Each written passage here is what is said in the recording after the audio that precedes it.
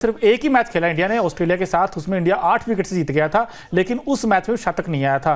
क्या team India के इस बार बैट्समैन, खासकर ऐसा कौन बैट्समैन होगा खिलजी जो 100 बनाएगा? यार धर्मशाला में 100 बनाना बहुत मुश्किल है, क्योंकि सीमिंग कंडीशंस हैं, कभी गेंद अंदर आएगी, कभी बाहर जाएगी, और इंग्लैंड भी 3 तेज गेंदबाजों के साथ उतर सकता है। तो ऐसे में कौन आपको लगता है बैट्समैन 100 आएगा? नहीं, मुझे पता नहीं क्यों लग रहा है कि शुभमन गिल का धर्मशाला में 100 आने वाला है। शुभमन गिल वो खिलाड़ी होंगे जो धर्मशाला में भारत की ओर से टेस्ट क्रिकेट में पहला शतक ठोकेंगे, क्योंकि सीमिंग कंडीशन है और वो खिलाड़ी स्पेशल ट्रेनिंग भी ले रहा है। पीसीए स्टेडियम में उन्होंने काफ़ी डिफरेंट ट्रेनिंग की, अन्य खिलाड़ियों से अलग। वो अकेले पीसीए स्टेडियम में पहुंचे, काफ़ी पसीना बहाया। मुझे उम्मीद है कि वो उसका शतक आएगा। और अभी तक इन सीरीज में परफॉर्मेंस देख लीजिए, 8 पारियां, 342 रन, ऑलमोस्ट 49 का स्ट्राइक रेट, 1 शतक, 1 अर्धशतक, और ये दोनों ही पारियां चौथी पारी में आई उनकी, शतक और अर्धशतक। फॉर्म में आप आ चुके हैं शुभमन गिल, तो फॉर्म को लेकर कोई दोहराए नहीं है। मुझे लग रहा है शतक आ रहा है गिल के बल्ले से।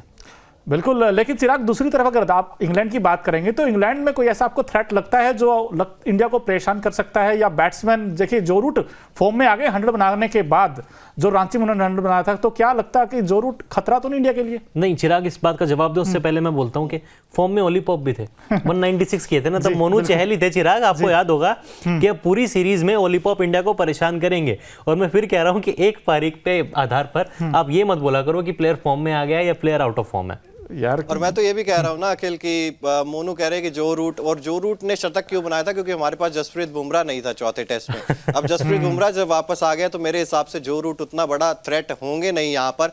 और टीम इंडिया भी इस चीज को देख रही होगी ना कि धर्मशाला की विकेट कैसी है। अब आज टीम इंडिया पहुंची है धर्मशाला के मैदान पर, वहां पर हालांकि बहुत तेज बारिश हो रही थी अब जब टीम इंडिया पहुंची है, और प्रेडिक्शन ये भी बताई गई है कि कल भी वहां पर बारिश हो सकती है, जिसकी वजह से 4 मार्च यानी कि सोमवार को जो दोनों टीमों के प्रैक्टिस सेशंस थे, दोनों टीमों के प्रैक्टिस सेशन कैंसिल कर दिए गए हैं। हालांकि ये भी बताया जा रहा था पहले कि ये ऑप्शनल ट्रेनिंग, तीनों दिन में से किसी भी दिन ऑप्शनल ट्रेनिंग नहीं है, तीनों के तीनों दिन खिलाड़ियों को आना पड़ेगा, प्रैक्टिस करनी पड़ेगी। लेकिन उस 3 दिन में से जो पहला दिन था वो बारिश की वजह से कहीं ना कहीं उसमें प्रैक्टिस जो है वो कैंसिल कर दी गई है। और ये चीज भी देखनी होगी कि जो तीनों दिन का प्रैक्टिस का शेड्यूल आया था, 2 दिन उसमें से इंडिया को सुबह प्रैक्टिस करनी थी, एक दिन जो बीच में जो मंगलवार का दिन था वहां पर टीम इंडिया को शाम में प्रैक्टिस करनी थी। ये चीज किस लिए की जाती है?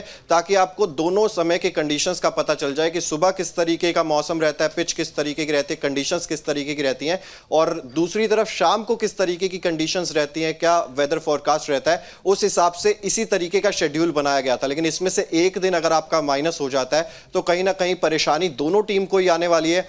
लेकिन धर्मशाला पहुंचकर ये टीम एक्सेस जरूर कर रही होगी कि कितना यहां पर मदद मिलेगी गेंदबाजों को, किस कॉम्बिनेशन के साथ हम लोग जा सकते हैं। रोहित शर्मा के लिए कहते हैं ना वो कि सरदर्द जरूर है, लेकिन अच्छा सरदर्द है ये, क्योंकि जो बैकअप भी है आपके पास वो भी अच्छे खासे बैकअप है। बस वो अगर आप पूरी टीम को देखेंगे तो केएस भरत को अगर आप छोड़ दे तो बाकी फिर टीम ठीक ठाक नजर आती है। बिल्कुल, लेकिन एक बात तो है अखिल, जो अभी चिराग ने जो अपडेट दी है वेदर को लेकर, और कहते हैं बारिश का साया इस मैच पर हो सकता है, तो ऐसे में किसके टीम के चांसेस थोड़े ज्यादा हो जाते हैं, बेहतर हो जाते हैं? अगर आप पेस बैटरी देखोगे तो दोनों टीमों में देखें, वहां पर जेम्स एंडरसन होंगे जिनके पास अच्छा खासा एक्सपीरियंस है, ओली रॉबिन्सन इस टीम में आ गए हैं, मार्क वुड भी इस टीम में हैं। तो इंडिया वर्सेज इंग्लैंड अगर हम देखें तो पेस अटैक किसका बेटर होगा? इंडिया कहीं मैं पेस अटैक बैटर कहूंगा मोनू, क्योंकि वो टीम सीरीज भी हार चुकी है। इंग्लैंड पूरी तरह से बैकफुट पर है और कंधे झुके हुए हैं उस टीम के। यार कोच का कॉन्फिडेंस नहीं आ पा रहा। आप बेसबॉल लगातार खेले जा रहे हैं, आपको रिजल्ट मिल नहीं रहे हैं, तो भले ही उनके पास एंडरसन हो, लेकिन शुरुआती 3 टेस्ट मैच में भी तो एंडरसन थे।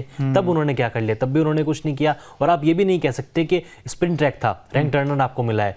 तीनों शुरुआती 3-4 टेस्ट मैच हुए हैं, वहां पर इस तरह का विकेट नहीं था, अच्छा विकेट था वहां पर। तेज गेंदबाजों के लिए भी मदद थी। बुमराह का सबसे बड़ा एग्जांपल है, 3 मैचों में 17 विकेट लिए हैं। राजकोट में जब सिराज ने 4 विकेट लेके दिखाए थे पहली पारी में, आकाशदीप ने रांची में 3 विकेट लिए। तो ये तो कहना गलत होगा कि रैंक टर्नर मिला है या स्पिन विकेट था। यहाँ पर तेज गेंदबाजों ने कुछ नहीं किया शुरुआत में भी इंग्लैंड के लिए। मैं भी कहूँगा इंडिया का पेस अटैक बहुत ज़्यादा बेटर है।